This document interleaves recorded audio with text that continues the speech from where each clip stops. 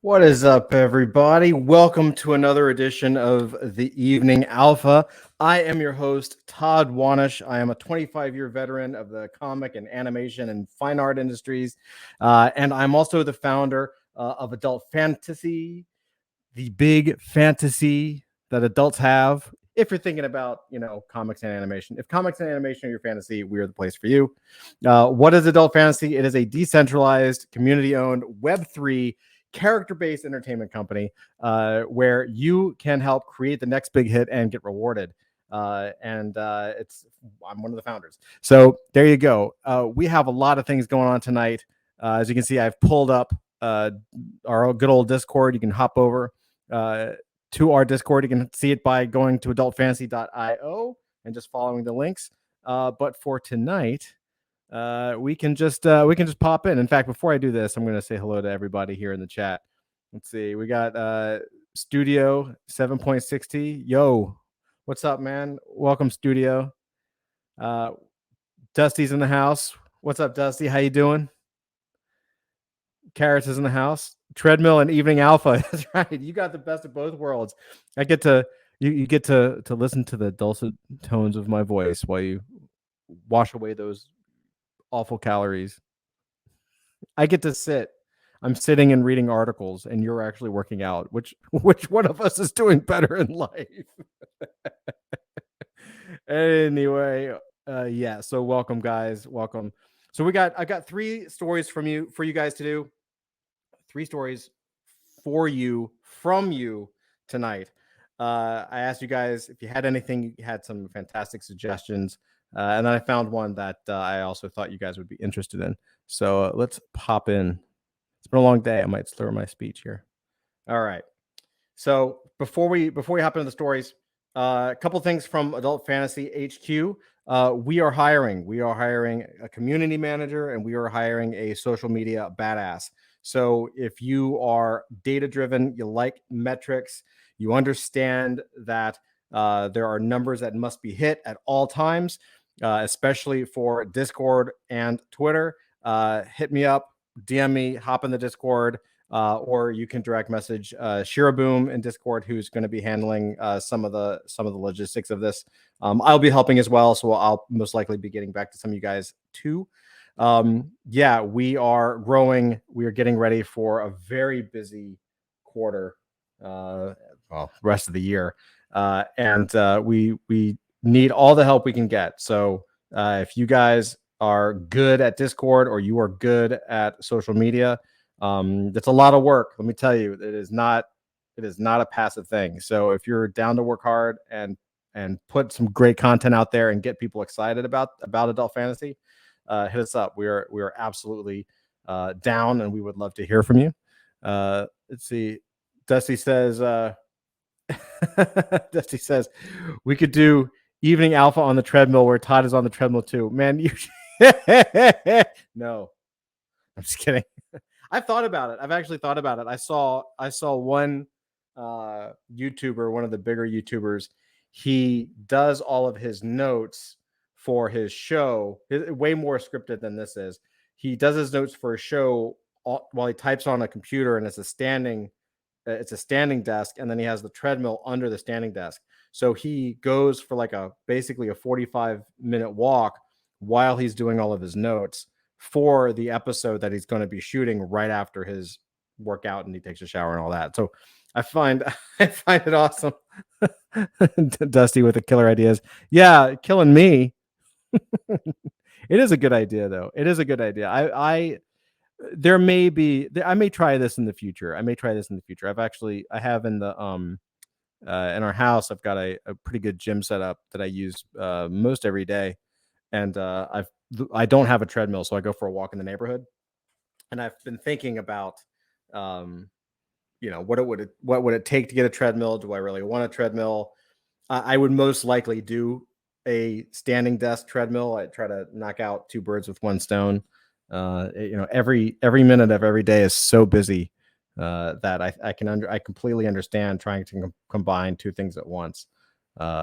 So I should start isn't this why like people start like workout channels so they can like get their workout and make content, kind of do both. So yeah, it's a good idea. Actually, it's not that bad of an idea.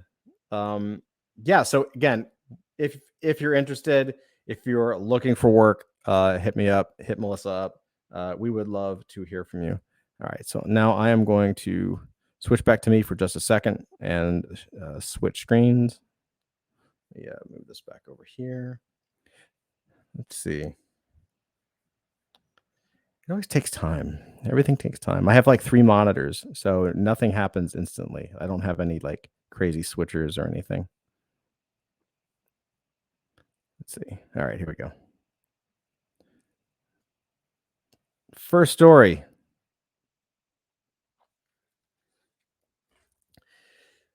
This came from a request inside of our Discord. This is a very interesting story. This is really interesting on a few different levels. So let's go through it and let's talk about it because I may have some interesting thoughts on it. You never know. U.S. Justice Department charges Ethereum NFT project creators over rug pull. The alleged creators of the Frosties NFT project, a well-known rug pull, were charged with wire fraud and money laundering. In brief, the U.S. Justice Department has charged a pair of 20-year-olds for allegedly defrauding buyers of an NFT project. Ethan Ngayan and Andre Lacuna are the alleged creators of Embers, a project that launched in January. So-called NFT rug pulls or scams hurt buyers who invest their money into hot new projects, but the pseudonymous nature of the crypto space doesn't mean that alleged scammers can always disappear without consequences, as a pair of NFT creators have discovered. Today, the U.S. Department of Justice announced that it has charged a pair of 20-year-olds with conspiracy to commit wire fraud and conspiracy to commit money laundering over the Frosties NFT project. Ngayan, aka Frosty, and other pseudonyms, and Lacuna, Hey Andre, are the alleged creators of Frosties, an Ethereum NFT project that held its mint in January. After selling through the 8,888 NFTs and banking about 1.1 million worth of ETH in the process, the creators closed down the project's Discord channel and disappeared with the funds. A rug pull refers to such instances in which the project's creators sell NFTs based on false promises of future benefits and utility, but then vanish with the funds instead. Typically, the NFTs lose significant value as a result, given little likelihood of future benefits to come. Frosty start at just 0.001 now, on the OpenSea secondary market. They originally sold for 0.04, which was about $112 at the time of minting. It's the first known case of the U.S. Department of Justice charging NFT creators with alleged conspiracy to defraud buyers, a potential landmark case in the rising NFT industry, which generated some $25 billion in total volume in 2021 alone. Let's see what else. NFTs have been around for several years. Hey, where there's money to be made, there's going to be fraud. We're going to get it. And that's what he said. So basically, the deal was when it sold out, when Frosty sold out, they pulled the rug out from under the victims, almost immediately shutting down the website and transferring the money.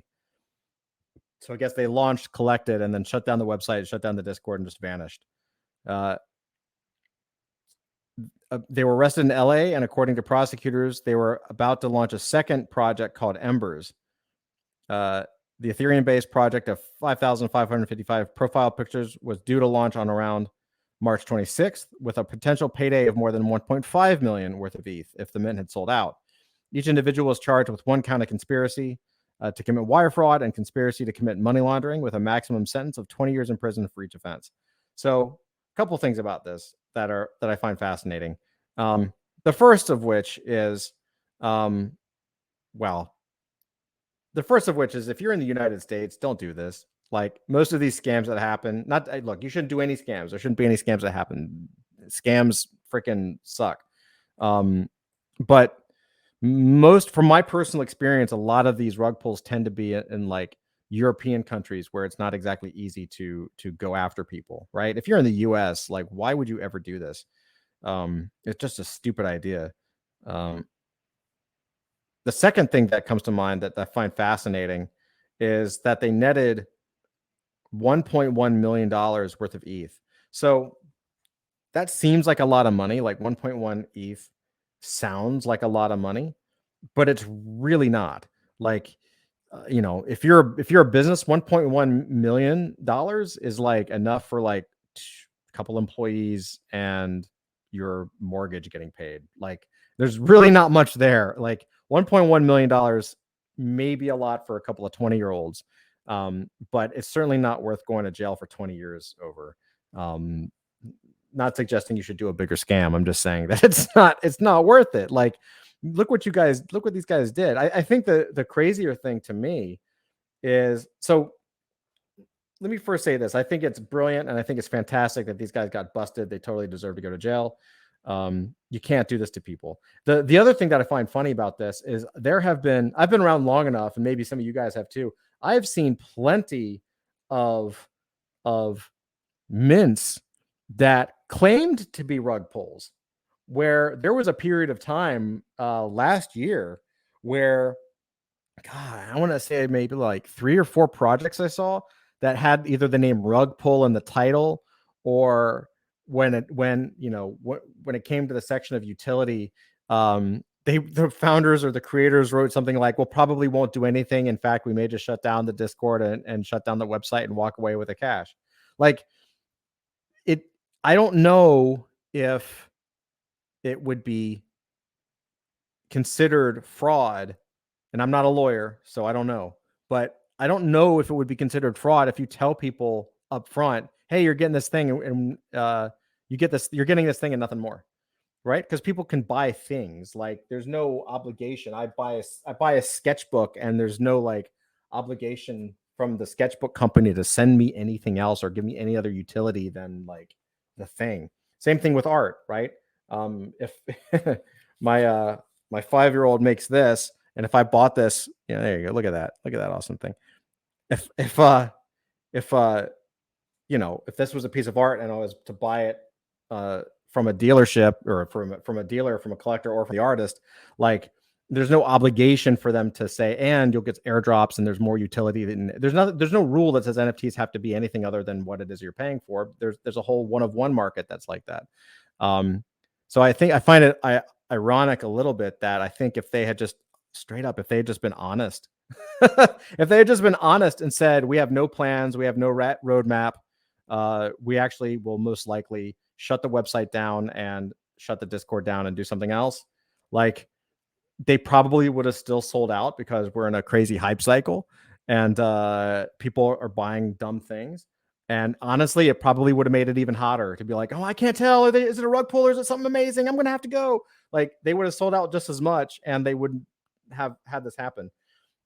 And finally, I guess the other thought that I had when I read the story was that while it's great that these idiots got busted and they're going to jail, it's really scary for the space, because while we want the bad guys to get busted, I think we all have to remember that at least some of us. I mean, one of the reasons that I went into crypto originally is because I believe in self-sovereignty, and I know enough about economics and what's happening in the world to believe that with central bank digital currency and other things that are coming, like we're not going to be free that much longer. So this is kind of this period of this beautiful, gorgeous period of time that I've only witnessed once before, and that was the very beginning days of the internet. This is going to be fleeting. There's going to be regulations very quickly, and there's going to be control mechanisms put in very quickly, and people are going to do everything they can to determine who can use crypto and who can't. Maybe it's only accredited investors that can use crypto and you can't, right? Yeah, I know they say you can't do that and it's decentralized and all that, but I don't put anything past people who have an unlimited, who print money and have unlimited power. There's a lot that they can do. So I am happy that these guys got busted. They should go to jail. They're stupid. But it also worries me a little bit, because when you introduce this kind of thing of, okay, these guys clearly did a rug pull because they shut everything down, but then you also have members of the US Congress who believe that all NFTs are rug pulls, that all crypto is rug pulls, right? You have members of Congress who are claiming that crypto is the dark web currency and it's all like bad people and drug dealers and how illegal activity and that's how all the bad guys are shuffling money around, which I tend to laugh I tend to laugh at because correct me if I'm wrong, but I'm pretty sure that all of every single major crime in the United States from the 19th and 20th centuries occurred with a US dollar. But cool, let's go after crypto for like the what 2%, 1%. That's bad. It's ridiculous, but they're using it to gain power over it because they recognize that it's a lot of money and it's a lot of control. So while I'm happy that these people got caught, it also makes me a little nervous because we don't want uh, the rules and the law to say, well, it's all a rug pull, or to start moving that boulder downhill. It's a slippery slope. Like, this is a very obvious case, but it also opens the door for less obvious cases. So my guess would say that you're going to start to see more cases that are less and less obvious, right? So I was actually a part of. There was a project, the first drug pull that I was involved in as a victim, like I in air quotes, because it was my choice to invest. But there was a project called Apimon, and the artwork was dope, and they claimed to have Disney artists, and again, there was no reason to doubt them. It looked really good, and but they sold out rapidly. They made a lot of money. They made more than $1 million. I know that. I don't remember. I think I want to say they made like 3 or 4 million. 3D eggs. They were going to hatch and do really cool stuff. And the eggs were going to be wallets, and they were partnering with other projects, and other projects were already legitimately donating NFTs that you could get randomly in your egg. So you would have basically NFTs airdrop to you from other projects if you were a holder of this egg. I was like, man, that's actually a really cool concept. And I was like, okay, cool, I'll get one. Fortunately, I only got one. And then as soon as it launched, everything was fine in the Discord. The team was talking, super engagement, like they were going really strong. And then I guess, like, I don't remember. It's been a minute. I think, correct me if I'm wrong, if you guys know anything about it. I know, Carrots, I'm seeing that you totally remember Abimon. It means you're old school, dude. So I believe that there was an argument over like when the thing is coming, and they were having a little bit of trouble. They started to announce that they were having a little bit of technical difficulties, but they were working on it. And then the community was like supportive, like the normal community, man, like supportive, but like when, just a lot of flippers and a lot of youth and a lot of like just normal stuff when you have a massive Discord full of people that probably just at that point just want to buy and flip. And the founder was just like, well, screw it. I don't need this. I'm out. Like, this is too much stress. I'm gone. And so just dipped out. I'm pretty sure it was something like that. It was like, he was just like, I'm done. I don't want to do this anymore. I'm handing over the keys to the mods. They're going to continue it. Or, one of the other people involved in the project was going to handle it. And then, so all of a sudden the main mods had control of the project and didn't really know what to do with it. And, made promises that they were going to try their best, which, I believe. And then, without the founding team, like, it wasn't like one member of the team left. They were like all disappeared. They were all gone. And so it was just like the mods trying to run it. And supposedly they had the code, I think, but it was at that point, they're just like, what's going on? Yeah. So the reason I bring that up is you have to say like, well, what kind of case is that? Is that a rug pull, or is that just a startup that failed? Is that just a project that just didn't work out, right? There are other teams that have broken up where it wasn't a rug pull, but the team started fighting about stuff, and then all of a sudden they can't resolve their differences and they're just decide not to work together anymore for whatever reason, and then it goes away. So I think it's a slippery slope. I think, and we'll talk a little bit more about this in the next story, but I think it's important for people to remember that a lot of the legit companies that people react against and call a scam or rug pull may just be a failed startup where they just couldn't figure it out. You know what I mean? This is very clear. These idiots should go to jail. It's totally a rug pull. And so at the top line, it's a good news. Like, bad guys go to jail. Maybe it'll stop other people from doing stuff. And it'll resolve itself. All right, let's see what you guys have to say about this. Let's see. Dusty says, I think it's going to be a lot more counts of fraud, and as they find more people who are rugged. Yeah, for sure. I mean, these guys, I hate to see it, man. I mean, 20 years old. I mean, that's 20. I don't think I'd like to believe that they didn't know. Like, they certainly knew that it was illegal. They certainly knew that they were being stupid. But I don't know if they knew that it would be 20 years in prison, right? Like, if you're doing some dumb shit like that, I don't know if you actually really understand the full consequences of this. And I don't know if 20 years is like, worth. I don't know if it fits the crime. We'll see what they get charged with. I only say that because, like, I've having been in a rug pull, like, yeah, I mean, the founder, the people that were involved, I was like, you pieces of mother, you have that minute where you're like, God, son of a, like, all the curse words you can think of. But then at the end of the day, I tend to be a person that just tries to take personal responsibility. And I was just like, well, it's my fault. It's my fault, right? Like, no one forced me to put the money in. I did my research, do your own research. And my research told me that it looked pretty cool. It was one of the last times that I went in for an anonymous team, though. It didn't necessarily influence us to be doxxed, but I certainly wasn't going to be anonymous. Like, yeah, I definitely still to this day shy away from completely anonymous teams. If it's not supported by if you're an anonymous team, you need to be supported by some of the main influencers for me to be interested. Otherwise, I want to see at least one person's name. Someone's got to put their name on the line for it. It's a reputation. Studio says rug pull is a good name for an NFT comic book. It is actually. Oh, I like that. We should save that one.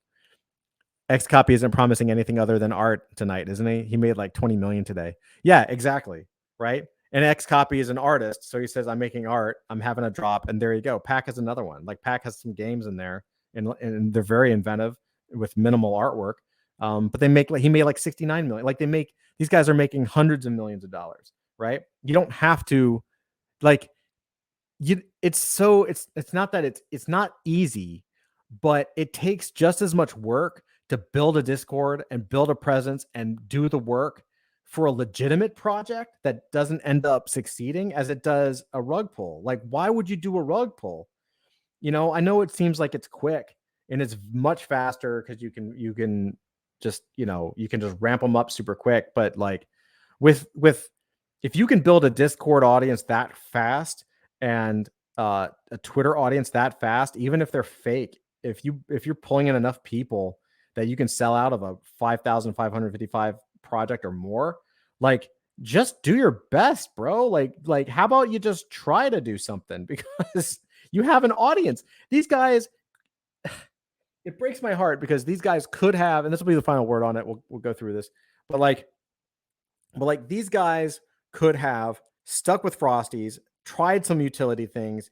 Even if they had failed, they could have done another project and still had an audience that would support them. If you do your best, I'm a believer that if you do your best and something fails, there are going to be people that shit on you because that's the internet. Wear a cup. But at the end of the day, like, people understand, and there are people who would be fans of this art style and probably fans of these founders if they were legitimate and actually had done their best.